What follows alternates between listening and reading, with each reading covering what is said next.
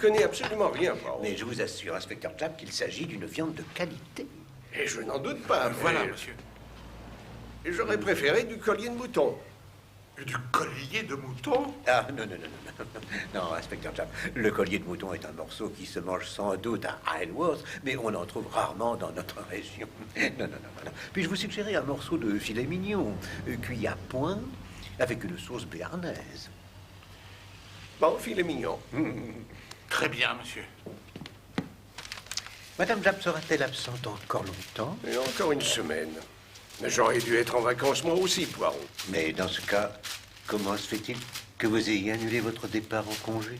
Et tous les congés ont été annulés. À cause des manifestants de Jarrow. Il y en a 200 qui marchent sur Londres. Aussi, le gouvernement a dû prendre des mesures. Ah, oui. Mais après tout, inspecteur Japp, ça vous laisse une chance de goûter à nouveau aux joies de la vie de célibataire. Je ne sais pas si on peut vraiment parler de joie. Monsieur, ça vous fera 6 shillings. Je vous demande pardon? 6 shillings pour un morceau de viande, ça représente 3 jours de mon budget de nourriture. Pour le comité de soutien des manifestants, Ah, attendez-moi un instant. vous pouvez donner quelque chose pour notre comité de soutien? Désolé, je ne peux pas. S'il vous plaît, messieurs, dames, pour les manifestants de Jarrow, faites un petit geste. Ah, vous lisez l'article au sujet de Sir Arthur Stanley. Oui. C'est bien lui qui est à la tête des manifestants de Jarrow, n'est-ce pas? Oui, c'est exact. Je l'ai rencontré un jour. C'était il y a 10 ans environ. Seriez-vous par hasard un de ses admirateurs? Non, pas exactement. Ah. Je ferais bien de rentrer, Poirot. J'ai encore du ménage à faire. Ah, mais, inspecteur Japp, est-ce que vous avez pensé à votre dessert? Ce n'est pas grave, Poirot. Je crois que je me passerai de dessert.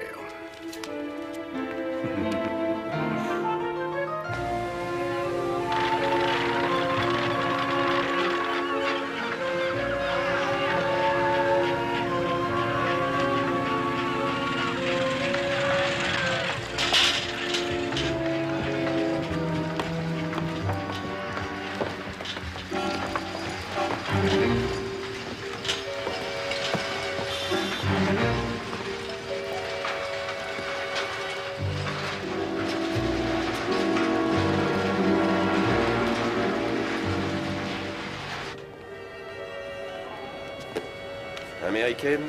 C'est exact. Sally Finch. En vacances? Non, je suis étudiante. En littérature. J'ai passé une semaine de vacances à Amsterdam. Merci.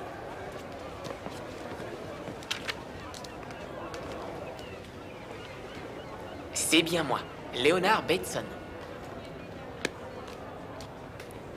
Je vous remercie.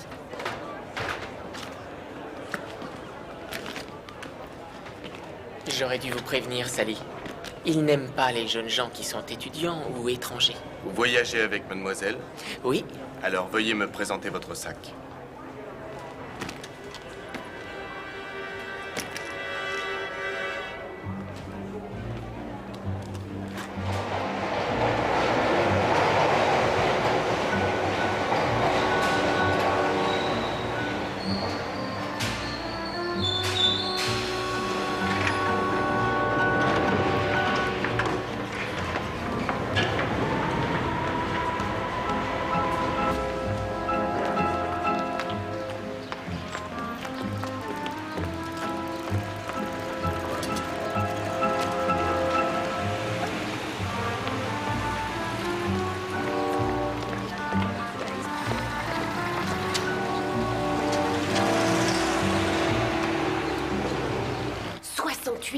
Mitchell. C'est le nombre de chômeurs à Jarrow. où se trouve Jarrow? Mais voyons, c'est pour cette raison qu'ils ont organisé cette marche. Bonjour. Oh, bienvenue à nos pigeons voyageurs. Comment était Amsterdam, Sally? Oh, c'était merveilleux. Il n'y a que le voyage de retour, ça a été un enfer. Ils ont bien failli m'arrêter pour contrebande. Contrebande de quoi? D'une centaine de cigarettes. C'est peut-être pour ça que la police est venue ici, alors? La police? La police est vraiment venue? Auriez-vous mauvaise conscience? Que voulait-il? Je l'ignore. Madame Hubbard vient de me le dire. Ils enquêtent sur je ne sais quoi. Ils sont peut-être venus au sujet des vols. Il était temps. On n'aurait pas appelé la police pour ça, n'est-ce pas? Je ne sais pas. Enfin bref, je dois téléphoner. À plus tard. Vous avez fait peur à notre amie américaine, Patricia. C'est peut-être elle qui a mauvaise conscience. Cet après-midi, un agent de police est venu. C'était à propos d'un pauvre homme qui a été tué à Soho. La police pense qu'il s'agit d'un étranger. Peut-être un étudiant. Alors c'est pour cette raison qu'ils sont venus ici? Oui. La police visite toutes les pensions d'étudiants. Comme si nous n'avions pas assez de soucis. Pourquoi ça s'est reproduit? Oh oui. Il y a eu un stéthoscope, un briquet en or, un bracelet et une boîte de bicarbonate. Comme tu vois, la liste ne cesse de grandir. Si tu veux, je peux essayer d'en parler à Monsieur Poirot. Oh non. Non, ce serait ridicule, Félicité. Non, c'est notre problème. C'est à nous de le résoudre. Ah, vous êtes là. Bonjour, Madame Nicolettis. Permettez-moi de vous présenter ma sœur. Votre sœur, non, c'est à vous que je veux parler, Madame Bard. C'est factuel. Je crois que je vais vous laisser. S'il vous plaît, Madame Nicolettis, ça ne peut pas attendre un peu. D'accord, je vous en prie, mademoiselle, restez. Nous en parlerons demain ou après-demain, mais croyez-moi, je n'attendrai pas d'être ruinée. Eh bien, c'était Madame Nicolettis, la propriétaire de la pension. Nicolettis, c'est un nom grec apparemment. Ouais. Je suppose que ça explique son attitude.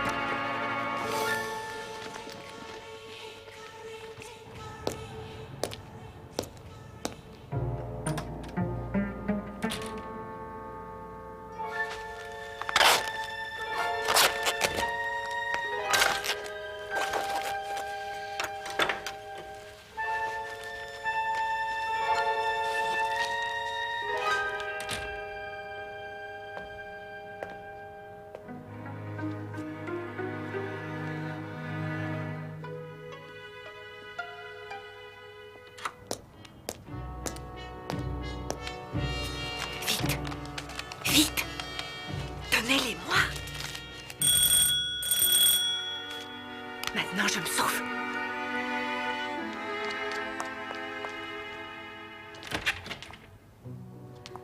Ah, bonsoir, monsieur l'agent. Entrez. Oui, entrez.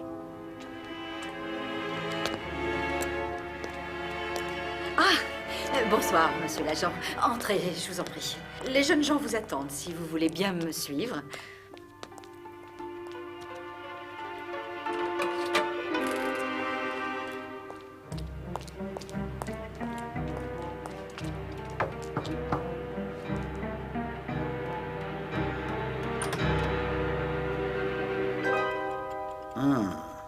Ce sont de belles pièces. Les plus belles qu'on ait reçues. Christina, que se passe-t-il? Je suis morte de peur, Georgios. Cette fois, j'en ai assez. Vous avez peur? De qui? De la police? Non, pas de la police. Je ne contrôle plus la situation.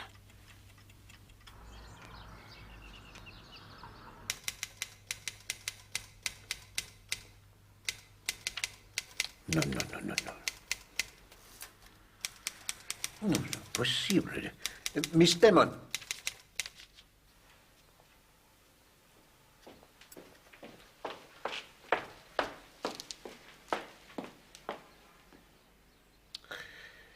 Miss Lemon. J'ai relevé 3 fautes dans cette lettre, Miss Lemon.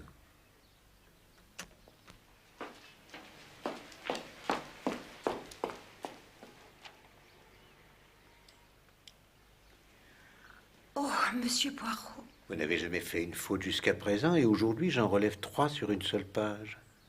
Monsieur Poirot, je ne sais pas quoi vous dire. Vous êtes peut-être souffrante. Non. Si. Je dois être perturbée. Je suis très inquiète, Monsieur Poirot, au sujet de ma sœur Florence. Un instant, s'il vous plaît, Miss Lemon. Vous avez une sœur? Oui. Elle vivait à Singapour, mais son mari est mort et depuis, elle est gouvernante dans un hôtel. Une pension pour étudiants à Hickory Road. Et ainsi, c'est donc votre sœur qui a des problèmes. Oui. Des tas d'objets ont disparu. Des objets peu courants et d'une façon tout à fait inhabituelle. Elle est inquiète, Monsieur Poirot. Je suppose que c'est ce qui me met dans cet état. Je vois. Seriez-vous d'accord pour aller prendre le thé cet après-midi avec votre sœur, Miss Lemon? Vraiment, Monsieur Poirot? Vous le feriez? Un stéthoscope, un briquet, une boîte de bicarbonate, une ampoule électrique, ainsi qu'une chaussure. Une seule chaussure? Oui. Veuillez continuer, Madame Hubbard. Un foulard de soie, un sac à dos. Nous l'avons retrouvé déchiré dans la chaufferie qui est dans l'arrière-cour. Et une des jeunes filles, Patricia, a perdu sa bague en diamant. Cela dit, nous l'avons également retrouvée. Où l'avez-vous retrouvée, Madame? D'une manière étrange, on l'a retrouvée dans la soupe. Tout ceci n'a vraiment aucun sens, n'est-ce pas, Monsieur Poirot? En effet, c'est quelque peu inhabituel, Miss Lemon. Merci. Je dois vous féliciter, Madame Hubbard. Excusez-moi. Eh bien, je vous félicite de m'offrir une énigme aussi inhabituelle. Oh. Madame Hubbard, pourriez-vous me décrire la fameuse chaussure? Oui, bien sûr. Elle est très reconnaissable. Reconnaissable. Mais comment comptez-vous vous y prendre, Monsieur Poirot? Eh bien, pour commencer, je vais faire la connaissance des étudiants qui vivent au 26 Hickory Road, mais de manière à ne surtout pas éveiller leurs soupçons. Dîner-conférence le jeudi 5 avril avec Monsieur Poirot.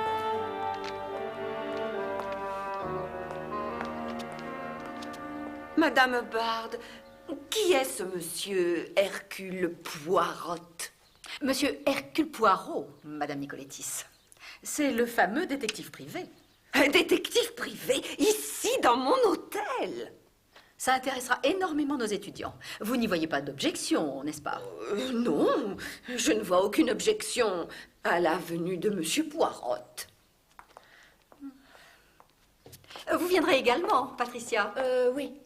Oui, je viendrai. Non, non, non, non, non, non. Vous ne comprenez pas, Célia.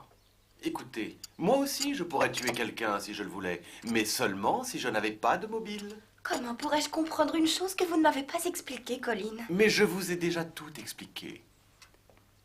Avez-vous entendu parler de ce grand détective qui va venir nous rendre visite? Oui, Valérie, Madame Hubbard vient de m'en parler. Ça fera certainement plaisir à Colin, avec ses idées étranges. Je disais seulement que les assassins se font prendre parce qu'ils ont un mobile. Enlevez le mobile et ils deviennent introuvables. C'est une théorie épouvantable. Reste-t-il un peu de lait ou est-ce qu'on l'a volé avec le reste? Je viens de le finir. Si vous voulez mon avis, nous avons besoin d'un détective. Oh, voyons, Patricia. Non, je déteste cette situation. Toujours se demander ce qui va disparaître. Ce monsieur Poirot pourra peut-être nous aider.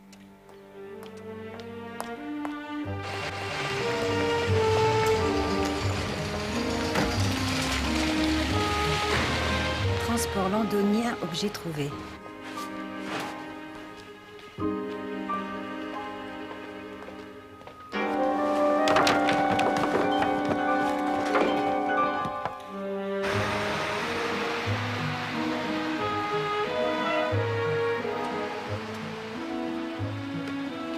Miss Lemon? 2 shillings, monsieur. Voilà, merci.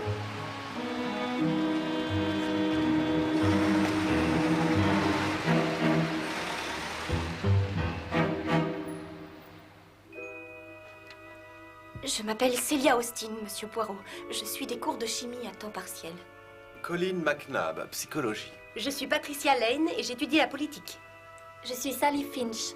Je vais passer un an à Fulbright pour étudier la littérature. Valérie Hobhouse, j'étudie la mode et je veux devenir styliste. Leonard Bateson. Disons très bientôt docteur Leonard Bateson. J'étudie la médecine. Je m'appelle Nigel Chapman. J'étudie l'histoire du Moyen-Âge et l'archéologie. Bien, si toutes les présentations sont faites, nous pourrions dîner parce que je meurs de faim. Allez-vous nous parler de la criminalité, Monsieur Poirot? Après le dîner, oui. Telle était bien mon intention. Vous savez, Colin pense qu'il ferait un très bon détective. Ou un bon criminel. Pourquoi pas? Si vous aviez compris la psychologie des criminels comme je l'ai comprise, vous pourriez tuer quelqu'un en étant sûr de ne jamais vous faire prendre. Quelle effroyable théorie. Oui, en effet. Mais cette théorie est fausse. Pourquoi? Nos petites cellules grises enregistrent tout ce qu'elles voient. Et ce sont les petites erreurs que commettent les criminels, sans le savoir, qui nous ouvrent les portes de la psychologie et nous mènent jusqu'à eux. Je pense tout de même que Colin a raison. Savourez votre dîner, Monsieur Poirot. Nous aurons tout le temps de discuter après.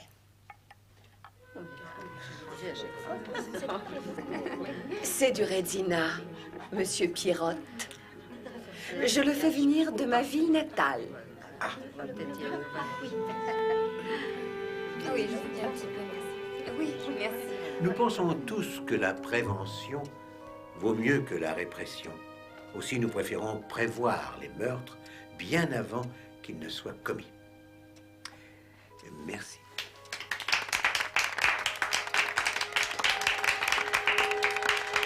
Bien, si quelqu'un veut poser des questions. Oui, j'ai une question. Ce que j'aimerais savoir, c'est... Quelle est la véritable raison de votre venue ici ce soir? Léonard, voyons. Je vous en prie, Madame Hubbard, vous avez arrangé ce dîner à la dernière minute avec Monsieur Poirot et tous mes camarades.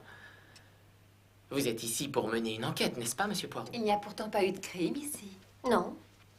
C'est au sujet des vols, n'est-ce pas? C'est pour ça que vous êtes ici. Oui. C'est la raison de ma présence parmi vous, mademoiselle. Eh bien, si j'avais su... Qu'il s'agisse de Monsieur Poirot ou de la police, nous devons faire quelque chose. Oui, mais que pouvons-nous faire? Nous espionner les uns les autres? Non. Mais ça peut commencer par la restitution d'un objet à sa propriétaire. S'il vous plaît, Miss Lemon.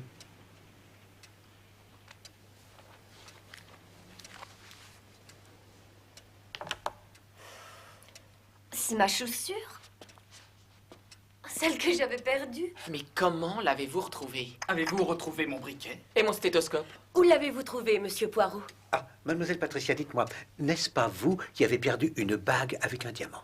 Si, mais je l'ai retrouvée. Dans ma soupe. Et la soupe a été servie de la même manière qu'elle a été servie ce soir? Oui. Avec la bague en plus. Mais parlez-nous de la chaussure. Mademoiselle Lemon? Conformément aux instructions de Monsieur Poirot, cet après-midi, je me suis rendue au service des objets trouvés des transports londoniens. Pourquoi êtes-vous allé chercher là-bas? Un simple processus de déduction, mademoiselle. Une seule chaussure n'est pas d'une grande utilité et il est impossible de la revendre. Alors, la seule solution... est de la perdre dans un bus ou dans un train? Oui, c'est ça. Et c'est ce que j'ai pensé. Et bien sûr, j'avais raison. Cette chaussure a été découverte dans le bus numéro 42. Il me semble que ce bus ne passe pas très loin d'ici. Ce bus va à l'hôpital? Ah, bien, ça réduit le nombre des suspects. J'étudie la médecine et je prends ce bus tous les jours. Voyons, Léonard, vous n'êtes pas le seul. Je prends également ce bus. L'après-midi, je travaille à la pharmacie. Chacun d'entre nous a pu prendre ce bus, cela ne prouve rien. Je suis d'accord avec vous, monsieur Chapman. Chacun d'entre vous peut être le voleur. Si c'est le cas, que nous conseillez-vous de faire?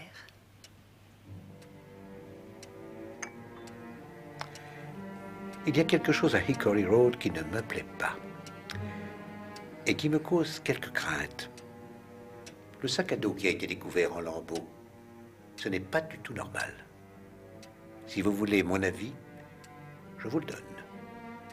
Avertissez la police. Tout de suite, madame. Il n'y a pas une seconde à perdre.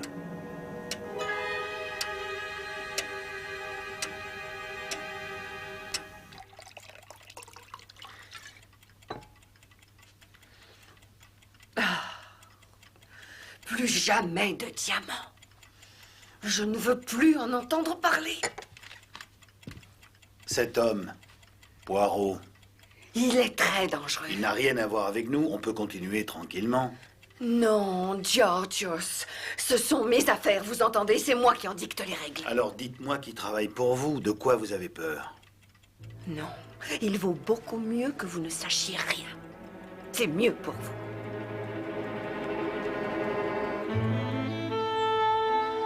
Monsieur Poirot, Celia Austin et Colin McNabb désirent vous parler au sujet de Hickory Road. Faites-les entrer, Miss Lemon.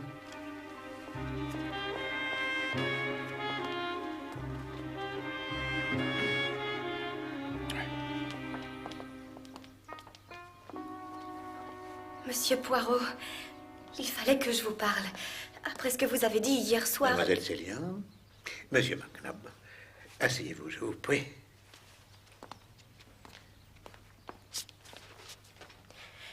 Monsieur Poirot, c'est moi le voleur. J'ai volé toutes ces choses. Non, vous n'êtes pas une voleuse, Celia. Ce n'est pas le mot exact. Je suis terriblement gênée. Elle n'a pas pu s'en empêcher. Son cas relève de la médecine, non pas de la police.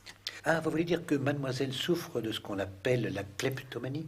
Oui, oui, je n'ai pas voulu prendre ces objets, mais je n'ai pas pu m'en empêcher. Celia va rendre tout ce qu'elle a pris. Je ne peux pas rendre le briquet et le bracelet, Colline. Je les ai jetés dans un égout, mais j'en achèterai d'autres. Dites-moi, mademoiselle, qu'avez-vous fait du stéthoscope? Où l'avez-vous mis? Je n'ai pas pris le stéthoscope. Je n'ai jamais rien volé d'aussi onéreux. Mais vous avez pourtant volé la bague en diamant de mademoiselle Patricia, n'est-ce pas? Oui, mais c'était une erreur. Quand j'ai vu qu'elle avait de la valeur, je l'ai rendue. Celia m'a tout raconté après votre départ la nuit dernière. Et je l'ai trouvée très courageuse.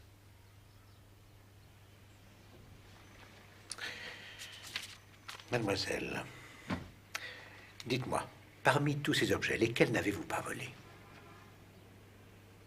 Dites-moi la vérité. Pas le sac à dos de Léonard, je ne l'aurais pas pris et je ne l'aurais pas mis en pièces. Pas les ampoules électriques et pas la boîte de bicarbonate. Je vous en prie. J'espère que vous êtes satisfait, Monsieur Poirot. Je vais envoyer une lettre d'excuse à Madame Bard et je vais tout dire aux autres. Je vous en prie, n'ayez pas peur. À partir de maintenant, je vais veiller sur vous. Mademoiselle, ce que vous avez fait est très courageux. Alors, vous ne direz rien à la police? En ce qui concerne cette demoiselle? Non. Oh, merci, Monsieur Poirot. Le fait de vous avoir parlé m'a redonné du courage. Mademoiselle, Monsieur McNabb, au revoir. Venez, Celia.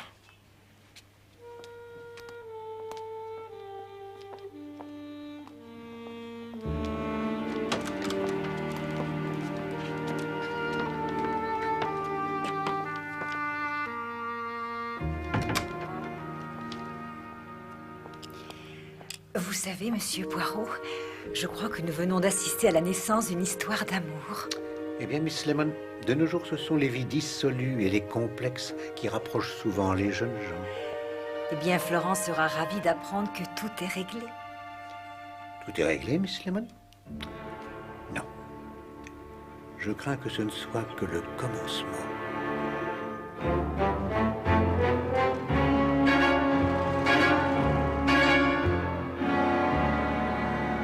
Alors, vous êtes allé parler au grand monsieur Poirot? Oui, il a été très gentil avec moi. Vous aussi, d'ailleurs. Je ne l'oublierai jamais. Oh, mais voyons, Celia, Colin nous a tout expliqué. Ce n'était pas votre faute. Vous n'avez causé absolument aucun tort. Eh bien, parlons de mon sac à dos, il est inutilisable. Ce n'était pas moi, Léonard. Et je n'ai pas pris votre stéthoscope non plus.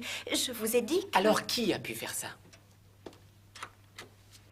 Ce n'est pas à moi de vous le dire. J'ai vu la personne qui a éventré votre sac et je lui ai parlé. Elle m'a promis de se dénoncer.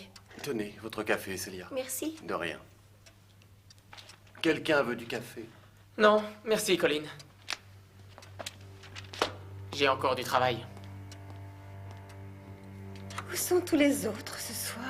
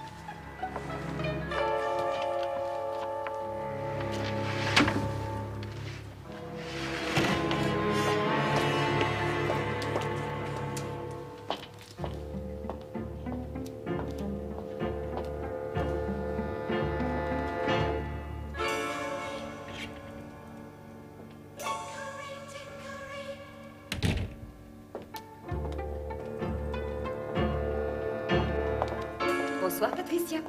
Où êtes-vous encore allé fouiner? Je n'ai fouiné nulle part. J'étais au cinéma.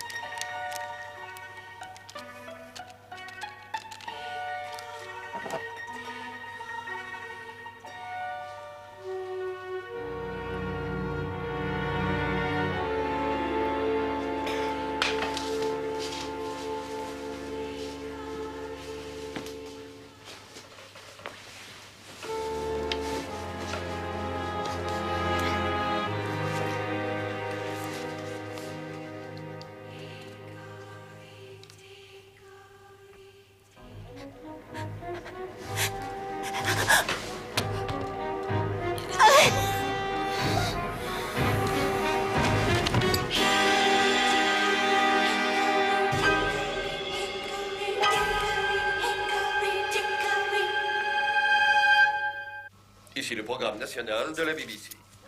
Voici les nouvelles. La nuit dernière, les marcheurs de Jarrow sont arrivés à Bedford. Ils ont reçu un accueil chaleureux de la part du maire au nom de sa ville et un service religieux spécial a été célébré pour soutenir leur cause. Les marcheurs sont attendus à Londres dans 3 jours pour une grande manifestation à Hyde Park. Ils en profiteront pour présenter une pétition de 12 000 signatures au Premier ministre.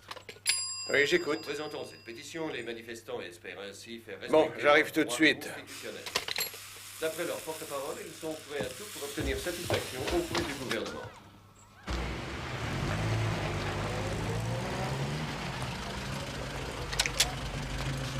Comment, vous êtes déjà là, Poirot? Inspecteur Japp, je suis venu dès que j'ai appris la nouvelle. Quelque chose ne va pas, inspecteur Japp?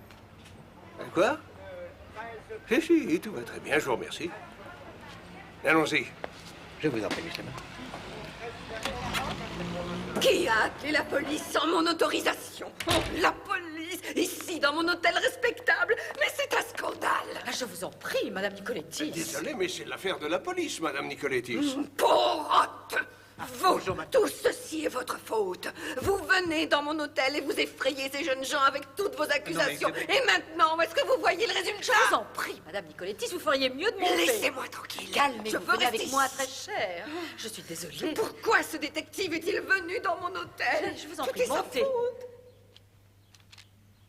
Ce genre de papier, c'est bien celui dans lequel on emballe les somnifères, n'est-ce pas?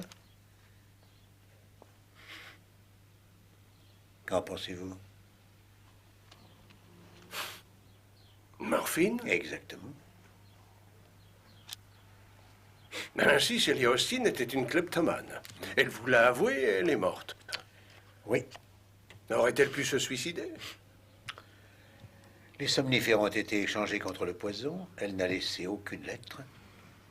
Non, je ne pense pas, inspecteur Japp. Mais qui aurait pu la tuer? Et pourquoi? Poirot. Regardez par ici, inspecteur Japp, il y a une sortie de secours.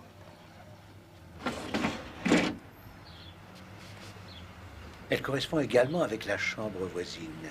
Et qui dort à côté? Je crois me souvenir qu'il s'agit de la jeune américaine, mademoiselle Sally Finch. Mademoiselle Celia avait, comme on dit, une chambre avec vue.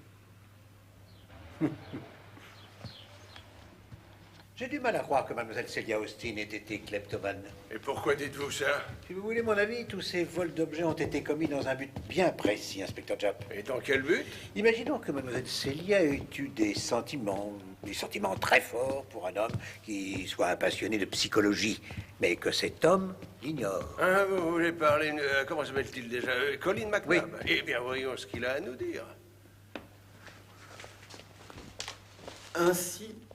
Ainsi, vous voulez dire que Celia n'aurait commis ces vols que pour attirer mon attention? Elle n'avait pas l'esprit assez brillant pour avoir une telle idée. Mais vous étiez vous-même attiré par Celia, n'est-ce pas, monsieur McNabb? C'était un cas très intéressant. S'est-elle suicidée? Non, monsieur McNabb, il semblerait qu'elle ait été empoisonnée. Empoisonnée? Avec de la morphine. De la morphine? Mais c'est impossible. Pourquoi? eh bien, personne n'aurait voulu la tuer. Pas Célia. Vous pensez qu'il s'agit d'un meurtre sans mobile? Eh bien... Oh, je n'en sais rien. Monsieur Collin, étiez-vous avec mademoiselle Célia le soir de sa mort? Oui. Après ce qui s'est passé, vous souvenez-vous d'une chose qu'elle vous aurait dite? En effet, il y a quelque chose. Ça avait un rapport avec les vols. Elle a dit qu'elle savait qui avait volé le sac de Léonard. Je suppose qu'elle n'a pas donné de nom. Non. Elle a dit qu'elle lui avait parlé, mais que le voleur se dénoncerait lui-même. Oh mon Dieu. Alors c'est vrai. Je viens d'apprendre la nouvelle. Qui êtes-vous? Nigel Chapman, j'habite ici. Vous êtes étudiant? Oui. Comment est-ce arrivé? Ils disent qu'elle a été empoisonnée, Nigel. Avec de la morphine. Empoisonnée? Donc tout n'a pas marché comme vous l'espériez, n'est-ce pas, monsieur Poirot? Savez-vous qui pouvait souhaiter la mort de mademoiselle Austin? Non. Il ne s'agit pas d'un suicide. Monsieur Nigel, qui était à l'hôtel la nuit dernière? Nous étions tous là, excepté Patricia qui est rentrée plus tard. Il pense que quelqu'un est entré dans sa chambre pour mettre le poison. Dans sa chambre? La nuit dernière? Auriez-vous par hasard quelque chose à nous dire, monsieur Nigel? Eh bien oui. Je ne voudrais pas moucharder. Nous enquêtons sur un meurtre, monsieur Chapman. Oui. Eh bien, j'ai vu Léonard Betson, mon camarade de chambre, entrer chez Célia. Quelle heure était-il? Je venais de prendre mon bain, ça devait être 1 heure après le dîner. Mais Léonard ne ferait jamais de mal à qui que ce soit. Je suis persuadé qu'il a une bonne explication.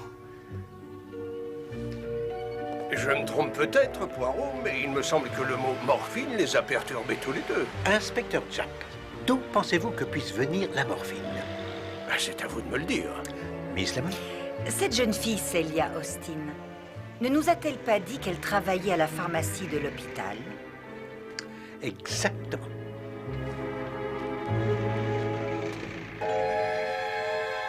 Oui, vous avez raison. J'ai du mal à comprendre. En effet, il nous manque un flacon de morphine tartrate. Et quand a-t-il disparu? C'est impossible à dire. Nous n'en utilisons pas très souvent. On a pu le prendre n'importe quand durant les 3 derniers mois, depuis notre dernier inventaire. Mais l'accès à la pharmacie est bien entendu sélectif. Absolument. Il y avait Célia, ainsi que 2 autres pharmaciennes, et moi-même, bien entendu. Et les médecins? Et quelques médecins utilisent la pharmacie comme raccourci. Mais je les connais tous. Célia aurait-elle pu prendre la morphine elle-même? Oui, c'est possible. Mais Célia était très scrupuleuse. Elle n'aurait jamais fait ça. Parlez-nous de ses amis. Venait-il lui rendre visite? En effet, elle avait un ami qui venait lui rendre visite. Mais il ne venait pas de l'extérieur, c'était un de nos étudiants. Pouvez-vous nous donner son nom? Betson.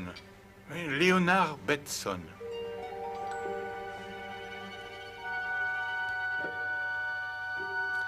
Monsieur Léonard, vous et mademoiselle Célia, étiez-vous en bons termes? Oui, nous étions bons amis. Et parfois, vous lui rendiez visite à la pharmacie. Quoi? J'aurais profité de mes visites pour voler le poison? Voyons, monsieur Poirot, pour qui me prenez-vous? Que faisiez-vous chez elle l'autre nuit? Qui a dit que j'y étais? Vous avez tout intérêt à répondre à ma question sans vous faire prier, monsieur Betson. Vous ne pourrez pas m'intimider, monsieur l'inspecteur.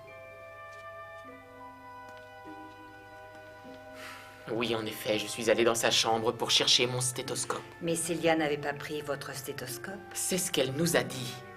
Mais il m'a coûté très cher et j'ai préféré vérifier. Ainsi, vous avez fouillé sa chambre. J'ai jeté un rapide coup d'œil et il n'était pas là. Monsieur Léonard, vous ne nous avez pas demandé quel poison avait été volé? Dites-le moi. Morphine tartrate. Ce n'est pas moi. Ne me regardez pas comme ça, je n'ai rien pris. Attention, voilà. Écartez-vous, docteur, regardez par ici, s'il vous plaît, docteur. Avez-vous déjà examiné Sir Arthur, docteur? Pas encore. Combien de temps Sir Arthur va-t-il Je n'ai rester aucune ici? idée. Sera-t-il capable de recevoir les marcheurs de Jarrow? Bien. Vraiment, monsieur Poirot, les jeunes gens d'aujourd'hui ne respectent plus personne. C'est la nouvelle génération, Miss Lemon. Mon Dieu.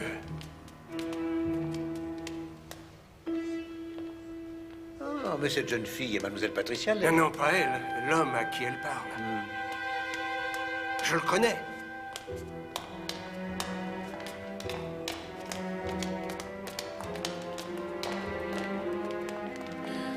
Monsieur Poirot. Mademoiselle Patricia. Mademoiselle Lane, cet homme à qui vous parliez, C'est un ami de Sir Arthur Stanley. Vous devez savoir qu'il vient d'être hospitalisé ici. et vous connaissez Sir Arthur? Non, mais j'étudie les sciences politiques. Sir Arthur Stanley a toujours été comme un héros pour moi. Il a changé la politique britannique. Mais pourquoi cette question? Non, pour rien. Mademoiselle, vous avez sans doute entendu parler de la mort de Celia Austin. Oui. Je reviens de Hickory Road. Madame Hubbard me l'a appris. C'est monstrueux. Et dites-moi, mademoiselle, vous n'étiez pas à l'hôtel la nuit dernière? Non, je suis sortie et je suis rentrée tard. Et vous n'avez rien vu qui puisse nous aider? S'il y a une chose, j'ignore si ça peut vous aider, mais à mon retour, j'ai vu quelqu'un qui sortait par une fenêtre, par l'escalier de secours. Un escalier de secours? Je ne voudrais nuire à personne. Mademoiselle Lane. D'accord. C'était Sally. Sally Finch. J'ai toujours trouvé cette fille un peu étrange. C'est elle que j'ai vue. J'en suis sûre. Savez-vous où on peut la trouver?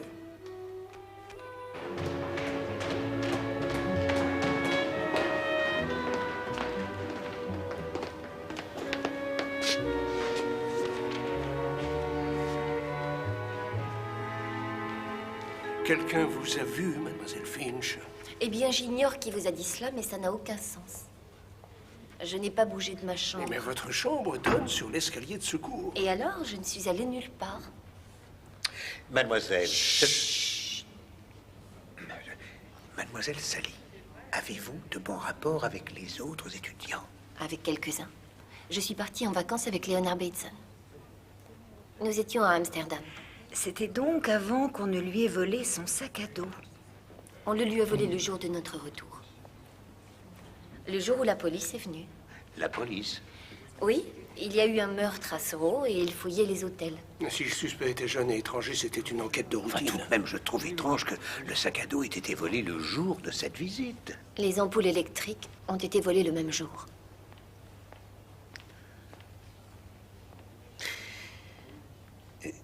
Mademoiselle Sally, je crois me souvenir que vous étudiez la littérature. C'est exact. Et je vois que vous étudiez Joan Keats. Oui, c'est ma spécialité. Attendez un peu. Et comme une femme mourante, maigre et pâle, qui titube et chancelle, enveloppée par des milliers de voiles. Ah, vous connaissez Keats?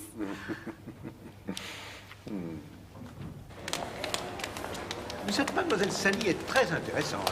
Oui, mais elle ment au sujet de l'escalier de secours. Et pour d'autres choses. Elle prétend être experte dans l'œuvre de John Keats. Et les phrases que je lui ai citées... Étaient tirées de Shelley.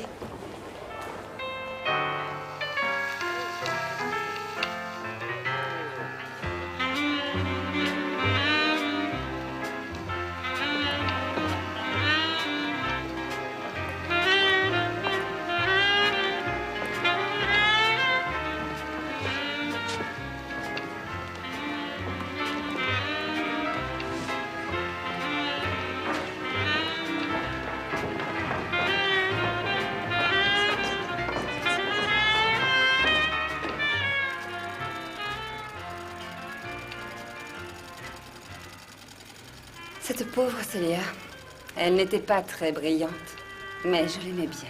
Vous étiez proche? Nous étions amis. Nous sommes tous amis à Hickory Road. Dites-moi, mademoiselle Valérie, que faites-vous exactement dans cette maison de couture? Chez Sabrina Fair, je travaille avec eux depuis 1 an à temps partiel. Je crée des modèles. Ah oui, je vois, vous créer des modèles pour des... comment appelez-vous ça? Des défilés de mode. Oui, en effet. Et cela me permet de voyager à Paris, à Milan. C'est une vie très agréable. Je n'en doute pas un seul instant. Et cette robe, par exemple, c'est vous qui l'avez dessinée? Oui. Oh, Miss Lemon, regardez. Comme c'est magnifique. C'est vous qui l'avez fait. Oui. Voilà un point très inhabituel. Une dernière question, si vous le permettez, mademoiselle. Je vous écoute. Cela aurait-il fait une différence si je vous avais dit que la cause de la mort de mademoiselle Celia Austin était l'empoisonnement par morphine? Non. En aucune façon. Au revoir. Bien, je vais rentrer chez moi. Ah, non, inspecteur Japp. Dites-moi, Madame Japp n'est toujours pas rentrée? Non. Cela ne m'étonne pas. Moi non plus. Eh bien, j'ai une très bonne idée. Inspecteur Japp, seriez-vous d'accord pour dîner avec moi ce soir? Je vous remercie, Poirot. J'apprécierais vraiment un bon repas. Je n'en doute pas. Mais monsieur Poirot, vous oubliez que l'inspecteur Japp habite de l'autre côté de la ville. Oh, j'ai une autre idée. Voilà ce que nous allons faire. L'inspecteur Japp va rester chez moi jusqu'au retour de sa charmante épouse. Quoi? Habiter chez vous? Oui. Je peux préparer la chambre d'amis. Eh bien, c'est très gentil de votre part, Poirot. Vous acceptez? Oui, avec plaisir.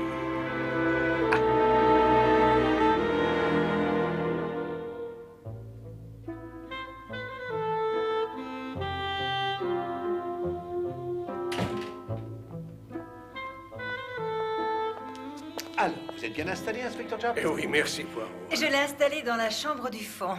Quelle délicieuse odeur. Merci. C'est mon assiette de saveur.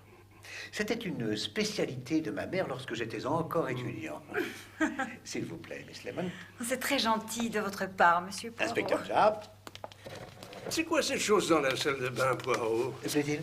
Oui, cette sorte de baignoire pour les pieds. Ah, le bidet. Ah, un bidet. Oui, il y a une sorte de fontaine au centre. À quoi ça sert? Oh, c'est un élément décoratif. J'ai failli prendre une giclée dans l'œil quand je l'ai ouvert. Et il vaut mieux éviter de vous en servir, inspecteur Japp. Oui, il est cassé. J'apporte le repas. Ça fait un moment que j'attends cet instant, Miss Lemon. Vous ressemblez à un homme qui n'a pas dîné depuis des jours, inspecteur Japp. Cette chose dans la salle de bain. Oh, nous n'allons pas ennuyer Miss Lemon avec des petits problèmes de plomberie, inspecteur Japp. Et maintenant, mon assiette de saveur. Voilà.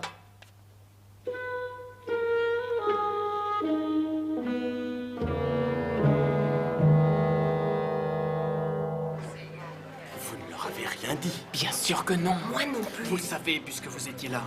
Nous ne devons pas le cacher plus longtemps. Pourquoi pas? Nous ne pouvons pas. Il faut le dire à Monsieur Poirot. Ah, vous êtes là. Oui, moi aussi. J'avais besoin d'un petit remontant. C'est pour mon cœur. Bonne nuit, Madame Nicoletti. Oh, je sais. Je sais ce qui s'est passé. C'est monstrueux. Oui, vous avez raison. Je vais aller voir la police et je leur dirai toute la vérité avant qu'il y ait d'autres victimes.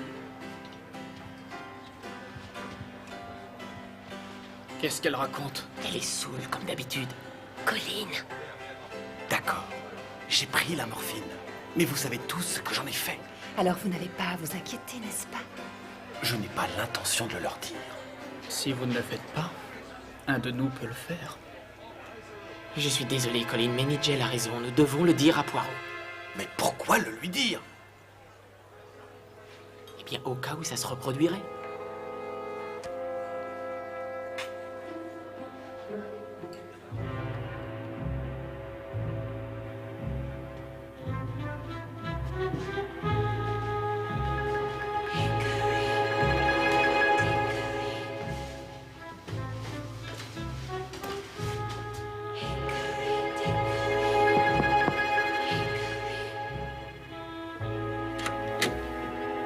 Ah, c'est vous. Entrez.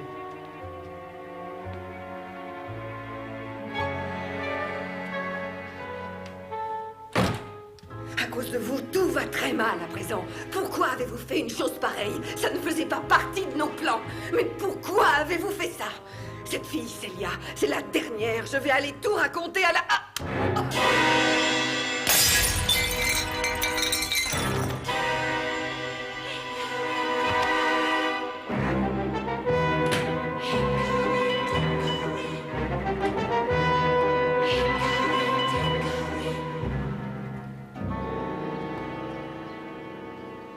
Poignardé en plein cœur. Avec une précision quasi-médicale, vous pouvez le dire, inspecteur Japp. Oui, exactement. Leonard Betson étudie la médecine, n'est-ce pas? Oui, en effet. Que se passe-t-il, Poirot? Tout d'abord, Célia Austin qui chaparde toutes sortes d'objets inutiles. Ce n'est pas Célia qui a volé les ampoules électriques ni le sac à dos. Non, mais quelqu'un l'a tué. Et maintenant, Madame Nicolettis, elle est la propriétaire de cet hôtel, elle n'a rien à voir là-dedans. Oui.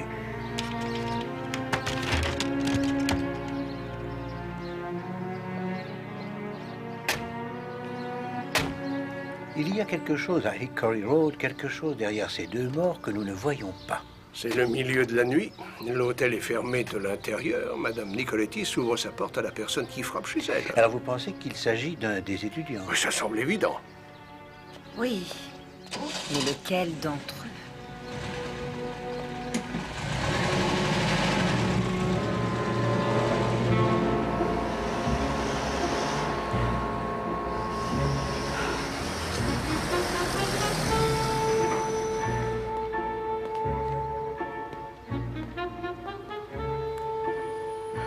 Vous êtes au courant? Oui, bien sûr. Les autres le savent. Non, la plupart étaient déjà partis quand on l'a trouvé. Écoutez, je ne peux pas continuer comme ça, j'en ai assez. Sally, on ne peut pas arrêter maintenant. Nous devons aller jusqu'au bout. Quelqu'un risque de tout découvrir et Ne vous inquiétez pas. Personne ne sait rien. Vous avez pensé à ce détective, Monsieur Poirot? Oubliez ce monsieur Poirot. Je m'occupe de lui. Ça vaudrait mieux. C'est promis. Je le ferai.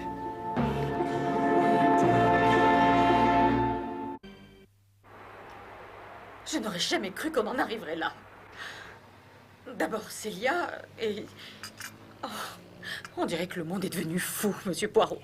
Rassure-toi, Florence, Monsieur Poirot va découvrir la vérité, tu verras. Pouvez-vous nous parler de votre employeur, Madame Hubbard? Il n'y a pas grand-chose à dire, c'était une personne très solitaire. Je dois reconnaître... Eh bien, ça n'est pas très gentil de dire ça maintenant, mais je sais qu'elle buvait en secret. Avec toutes les bouteilles trouvées dans sa chambre, ça n'est plus un secret. Vous m'avez dit, je crois, qu'elle avait d'autres activités. Oui, 1 ou 2 clubs d'étudiants et un magasin de l'autre côté de la rue. Quel magasin? On y vend des bagages. Les étudiants y achètent leurs sacs à dos. Leur sac à dos? Ah oui, bien sûr, le sac à dos appartenant à Monsieur Leonard Betson. Celui qui a été déchiré. Oui. Le jour où la police est venue à Hickory Road. Monsieur? Excusez-moi. Il y en a 2 étudiants qui voudraient vous parler. Bien. 2 étudiants sont là, ils désirent vous parler. Oui. Je suis mort de honte de vous raconter ça. Nous étions d'accord. S'il vous plaît, Monsieur Leonard. Continuez, Monsieur Nigel. D'accord, et bien voilà. Il y a environ 6 semaines, nous parlions de crimes et d'assassins. Qui était là? Ah oui, bien sûr. Nous étions tous là. Léonard, Patricia, Célia, moi, tous les locataires. Colin nous a parlé de sa théorie selon laquelle on peut tuer quelqu'un sans se faire prendre. Et aujourd'hui, c'est arrivé. Oui, il m'a également parlé de cette théorie. Lors du dîner, vous vous souvenez? Oui, nous le taquinions à ce sujet et quelqu'un lui a demandé comment il s'y prendrait pour commettre un meurtre. Il a répondu avec du poison. Du poison? Oui. J'ai dit qu'il était impossible de se procurer un poison mortel, mais il n'était pas d'accord. C'est là que nous avons fait ce pari. Quel pari? Colin a dit qu'il pouvait se procurer assez de poison pour tuer quelqu'un dans un délai d'1 semaine. Vous voulez dire qu'il a volé du poison? Oui, de la morphine tartrate. Il l'avait 1 semaine plus tard. Personne ne voulait le croire, ce n'était que de la poudre blanche. J'ai vérifié et c'était bien ce qu'il nous avait dit. Et ce poison, qu'en avez-vous fait après qu'il l'ait apporté? Colin l'a gardé pendant quelques jours, mais cela nous rendait tous nerveux, alors il l'a jeté dans les toilettes. L'avez-vous vu jeter le poison? Oui. Il l'a fait devant nous. Alors, si j'ai bien compris, et Colin McNabb a volé une fiole de morphine tartrate juste pour prouver sa Oui. théorie. Il n'est pas aussi mauvais qu'il y paraît. Je ne vois pas comment il pourrait être pire. J'ai seulement voulu prouver ma théorie, c'est tout. Dites-moi, monsieur Collin, le poison, où l'avez-vous dérobé? Ça n'a rien de secret. Je l'ai pris dans la pharmacie de l'hôpital. Celia Austin vous a donné ce poison? Non, je l'ai pris moi-même. C'était très facile. Oui, je crois. Je suis allé à l'hôpital, j'ai vu qu'ils étaient occupés. Il me suffisait d'attendre le bon moment. Pour entrer, il m'a fallu une blouse blanche et un stéthoscope. C'était le meilleur moyen de ne pas me faire repérer. Pour tous ces gens-là, je n'étais qu'un médecin qui passait par là. Et le stéthoscope, où l'avez-vous trouvé? Je l'ai emprunté, vous vous en doutez. C'était celui de Leonard Bateson. Ah, donc ce n'est pas mademoiselle Celia Austin qui l'avait volé? Non, elle vous l'avait dit. Et qu'avez-vous fait du stéthoscope? Je l'ai laissé à l'hôpital. J'avais l'intention de lui en acheter un nouveau. Il n'y a pas de quoi en faire un drame. Je n'ai rien fait de mal. Il s'agit d'un vol, vous ne pouvez pas le nier. Écoutez, je me suis débarrassé du poison. Demandez à Nigel et Leonard. Ils étaient là tous les deux. Mais vous l'avez quand même gardé chez vous pendant une semaine? Oui.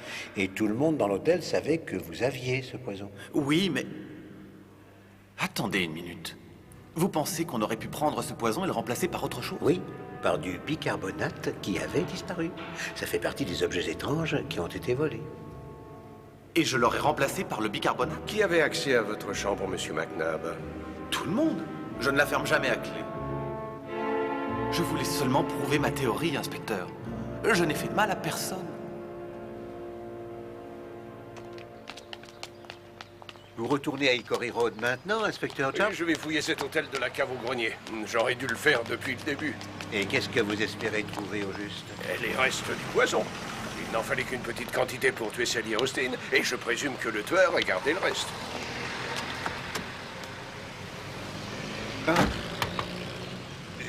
L'interrogatoire de monsieur Colin McNabb nous a permis de comprendre pourquoi le bicarbonate et le stéthoscope ont été volés. Oui. Il ne nous reste plus qu'à découvrir qui a volé le sac à dos de Leonard Bateson. Vous pensez que c'est plus important que le poison qui a tué Celia Austin? Non, mais je pense que c'est la raison pour laquelle on l'a tué. Hickory Road. Taxi. Hickory Road.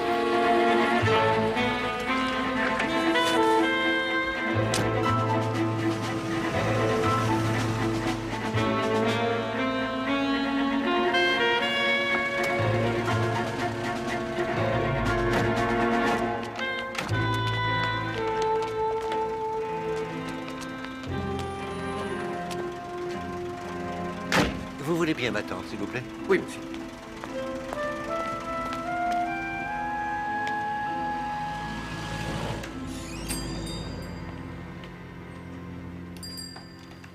Bonjour, monsieur. Bonjour. S'il vous plaît, monsieur, je voudrais acheter un sac à dos. Un sac à dos? Oui. C'est pour vous, monsieur? Ah non, non, non, non, non, non. C'est pour mon neveu. Voici notre modèle de luxe, l'impérial, monsieur. Il est à la fois très solide et très léger. C'est vrai? Et ce modèle de sac à dos est celui que vous vendez le plus? Non, monsieur. Celui que nous vendons le plus serait plutôt celui-ci. Il est très solide et contient beaucoup de choses. Et il coûte moitié moins cher que l'impérial. Bien. Alors je prendrai celui-ci. Je vais demander qu'on vous l'emballe. Monsieur Casterman?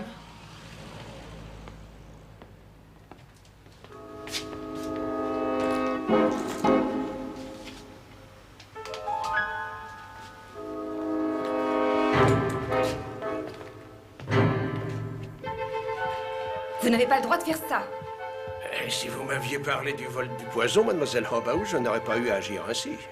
J'avais d'excellentes raisons pour ça, monsieur l'inspecteur. Tout comme Celia Austin et mademoiselle Nicolettis par la même occasion. Vous auriez pu y penser.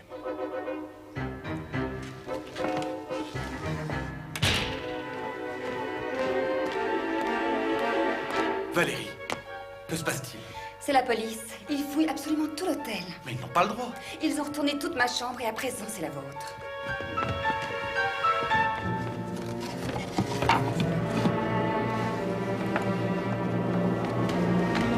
Que faites-vous, inspecteur? Ah, monsieur McNabb, vous arrivez au bon moment. Quoi? Pourquoi? Et le poison que vous avez volé, la morphine tartrate, vous disiez l'avoir jeté. Je l'ai fait. Alors, comment expliquez-vous ça? Qu'est-ce que c'est?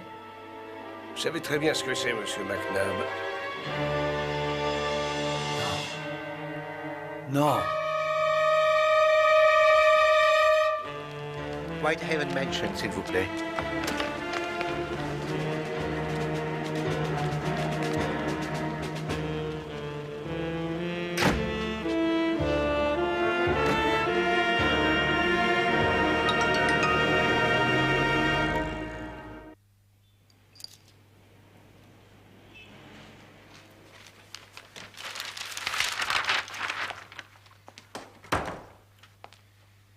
Ah, bonjour, inspecteur Job.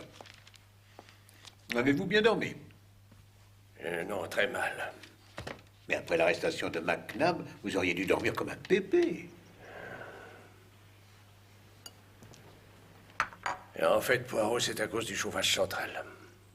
Mais les radiateurs étaient ouverts à fond. Eh bien, justement. Avez-vous lu les gros titres? Les marcheurs de Jarrow. Oui, ils disent que Sir Arthur est trop souffrant pour les rejoindre.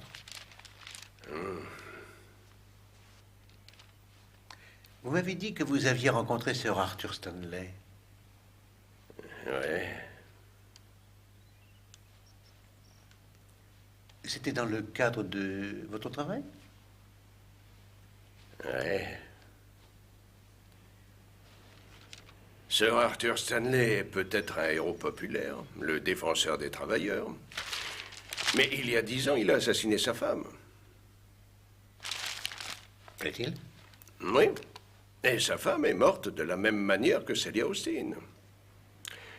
Je vais vous raconter ce qui s'est passé. Sir Arthur Stanley était déjà célèbre. Il venait d'être nommé à la tête de son parti. Un jour, sa femme a été retrouvée morte à la suite d'un abus de somnifères. Moi, je venais d'être nommé inspecteur et j'ai été chargé de l'enquête. Ils avaient une grosse propriété à Richmond. Ils vivaient tous les deux là-bas avec leur fils et 2 domestiques. C'était peut-être un accident, c'est ce que tout le monde a pensé, mais il y avait quelque chose chez Sir Arthur, comment dire, qui a retenu mon attention. Qui était dans la maison avec votre épouse hier soir, Sir Arthur? Non, écoutez, j'ai déjà répondu à toutes ces questions, inspecteur. S'il vous plaît. J'étais là, bien entendu, ainsi qu'une servante et mon fils. J'aimerais leur parler, monsieur. La servante est ici, mais j'ai préféré éloigner mon fils. Il n'a que 16 ans, c'est encore un enfant et il est bouleversé. Nous sommes tous bouleversés. J'aimerais savoir qui a donné son somnifère à votre épouse, Sir Arthur. Inspecteur, mon épouse a pris son somnifère elle-même. C'est elle qui l'a dosé? Non, c'est moi. Mais c'était le bon dosage, je peux vous l'assurer. Alors, comment expliquez-vous ce qui s'est passé? Ce n'est pas très difficile. Elle a pris une première dose, mais trop tôt sans doute. Elle a oublié qu'elle l'avait prise et elle en a avalé une autre. C'est un accident. Je n'avais jamais entendu une telle histoire de toute ma carrière. J'étais sûr qu'il cachait quelque chose. Mais on ne m'a pas laissé le temps de savoir quoi. Est-ce que vous savez ce que vous faites, Japp? Il s'agit de Sir Arthur Stanley, ce n'est pas n'importe qui. On n'enquête pas sur un homme tel que lui sans avoir une excellente raison. Et pour autant que je sache, vous n'en avez aucune. Sir Arthur Stanley avait des amis bien placés au Parti travailliste et dans la police. On m'a retiré l'affaire. C'était un accident et il n'y avait rien à ajouter. Mais je savais que j'avais raison et je suis revenu à la maison une dernière fois. Je ne savais pas ce que j'allais y trouver, mais je peux vous dire une chose, Poirot. Ce que j'y ai découvert valait de l'or. Sir Arthur parlait avec son avocat, un certain Monsieur Endicott. Je devais le faire. Je n'avais pas le choix. Je sais, Sir Arthur. Et pensez-vous que vous tiendrez? Je ne sais pas, Endicott. Je n'en sais rien. Cher ami, promettez-moi, n'en parlez jamais. Donnez-moi ce papier. Oui. Je n'en revenais pas moi-même. Ces deux-là étaient complices. Et c'est ce monsieur Endicott que vous avez vu hier à l'hôpital? Oui. Je n'ai jamais oublié son visage. À votre avis, que contenait la lettre qui lui a été remise? Je n'en sais rien. Une preuve de la culpabilité de Sir Arthur, peut-être. Mais aussi sûr que 2 et 2 font 4, il avait tué sa femme. Mais quel mobile Sir Arthur aurait-il eu pour commettre ce meurtre? L'argent. Lady Stanley était une femme très riche. Et il héritait tout. Endicott le savait, bien sûr. Qu'avez-vous fait, alors? Je n'ai rien pu faire. Je n'étais pas censé être là. Je ne pouvais pas prouver ce que j'avais vu et entendu, je n'avais plus l'affaire. Vous réalisez que je risque gros en vous aidant. Len, c'est vraiment important pour moi. Ah oui, je sais, vous et Sir Arthur Stanley, à vous entendre, on vous croirait de sa famille. J'ai lu tout ce qu'il a écrit, le travail de toute sa vie. Il faut absolument que je le voie, juste une fois. Je ne peux vous donner que 5 minutes, Patricia, et c'est tout. Merci, Léonard. Il va bientôt mourir, n'est-ce pas? Il est très malade.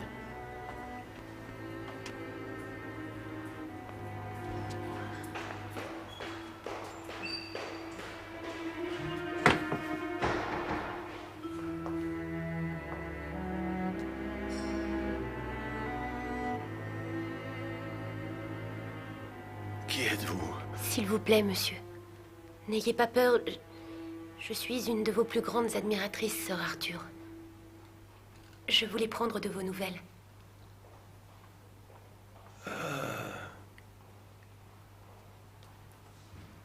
Vous avez tant fait pour ce pays.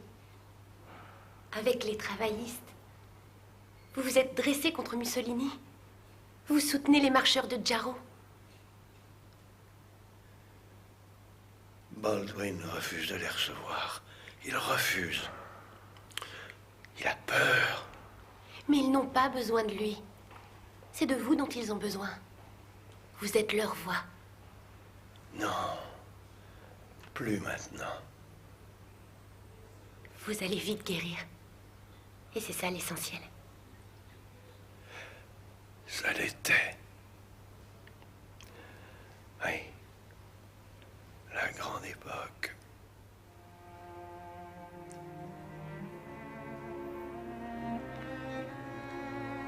Mais c'est de l'histoire ancienne. Il reste...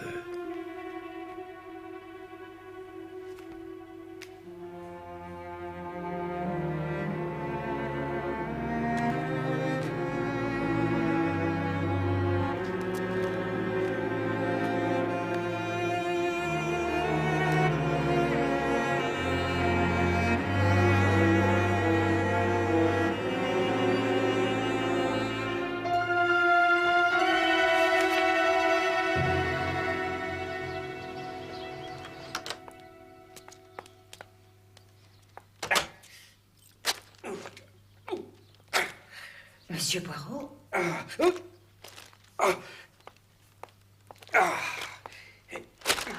Monsieur Poirot! Miss Lemon. Pardonnez-moi, Miss Lemon. Bonjour. Vous allez bien, Monsieur Poirot? Oui, merci, Miss Lemon.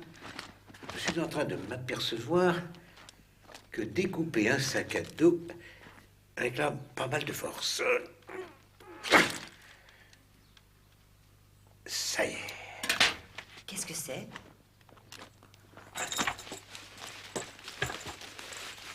Regardez la couture. Mais vous êtes passé à travers? Et entre le fond et cette couture, que voyez-vous? Je ne vois rien du tout. Précisément. C'est ce que je voulais savoir. Merci. J'ai pensé que vous aimeriez que je vous prépare quelque chose pour le dîner de ce soir, Monsieur Poirot. Oui, merci beaucoup. Ce cher inspecteur a un appétit des plus robustes, n'est-ce pas? Je suis d'accord avec vous, Monsieur Poirot. Donc, merci. 19h30, comme d'habitude. Je serai de retour dans 1 heure.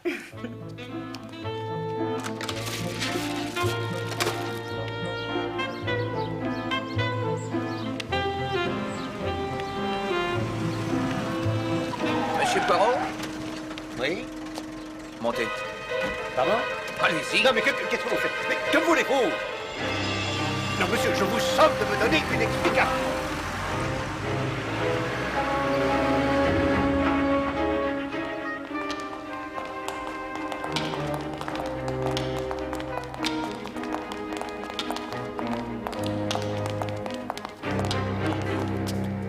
Après vous, monsieur Poirot.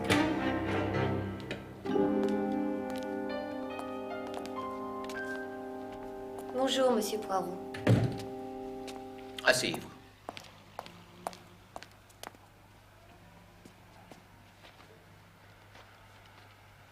Je m'appelle John Casterman.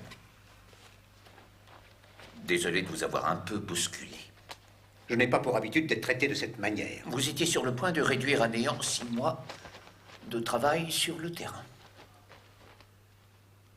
En mettant par ailleurs la vie d'un de mes agents en danger.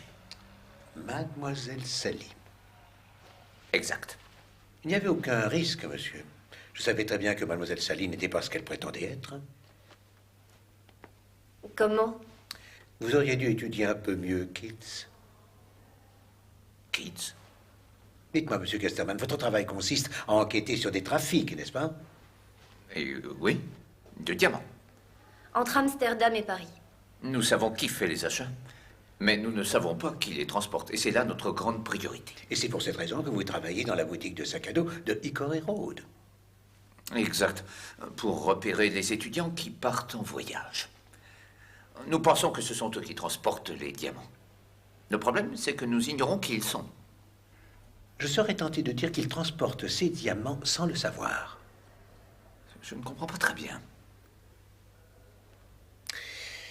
Il y a des petits détails qui m'ont étonné à propos des sacs à dos.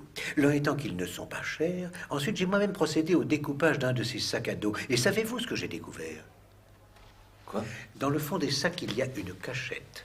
Un compartiment secret dans lequel des diamants peuvent être dissimulés sans que le porteur du sac en ait connaissance. Vous voulez dire que les diamants sont transportés par des gens qui ignorent qu'ils les ont? C'est ça. Mais Leonard Bateson a eu un de ces sacs à dos, monsieur Poirot. On lui a volé et découpé. Oui, et je pense que c'est cela qui a entraîné les 2 catastrophes qui ont suivi cet événement. La mort de Celia Austin et de madame Nicolettis. Oui. Au fait, monsieur Poirot, concernant cette madame Nicolettis, il y a quelque chose qui peut vous intéresser. Ah, vous la soupçonniez d'être la tête pensante de ce trafic? Nous ne la soupçonnions pas, nous le savions.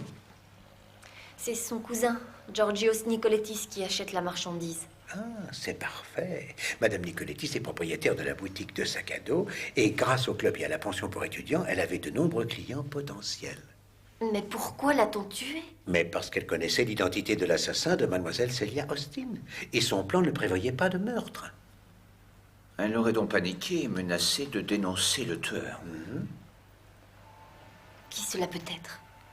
Lequel d'entre eux est l'assassin? Lequel d'entre eux? Ah. L'assassin est la personne qui a été obligée de faire disparaître les ampoules. C'est typique de la répression des fraudes. Ils travaillent toujours sans s'occuper des autres. Et M. McNabb est maintenu en détention? Oui, il a tout de même volé de la morphine. Et il a cette stupide théorie sur les meurtres sans mobile. Donc vous pensez que M. McNabb a tué mademoiselle Celia Austin pour prouver sa théorie? Vous savez, ces psychologues sont pour la plupart plus malades que leurs patients.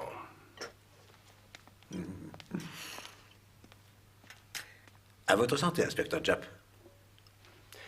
Je suppose qu'il n'y a jamais de bière chez vous, Poirot. Oh, non, non, non, non, non. Je peux vous assurer qu'une bonne liqueur de banane est meilleure pour l'appétit. Santé. Santé.